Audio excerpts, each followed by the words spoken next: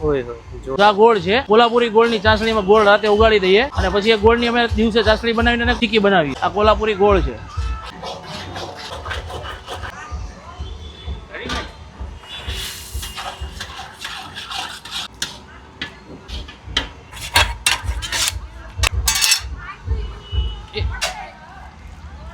આ 1 કિલો દાણા હોય એટલે 2 કિલો ચીકી થાય. આ જેમ ઠંડી પડી જશે ને એટલે ઓટોમેટિક કડક થઈ જશે. પછી તમારે ચોટશે નહીં. ઠંડી પડે પછી ભરવાની, ત્યાં સુધી નહીં ભરવાની.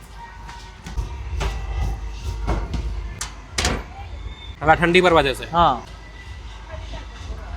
અમે ઘણા વર્ષથી ત્યાં સુરતમાં લાઈવ ચીકીનો કોન્સેપ્ટ ચાલુ કરેલો છે. છેલ્લા 7-8 વર્ષ થઈ ગયા છે. પોતાના કસ્ટમર જે દાણા લઈને આવે એ જ દાણાની અમે ચીકી બનાવી દઈએ છીએ અને ગોળમાં જ પ્યોર બનાવીએ છીએ કસ્ટમરની સામે જ.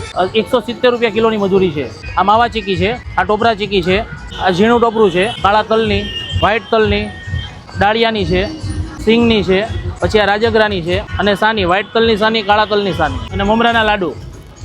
વરાછામાં કિરણ ચોક બાપા સીતારામ ફાર્મની બાજુમાં ઉમિયા ગૃહ ઉદ્યોગ. સવારે 9 થી રાતના 10.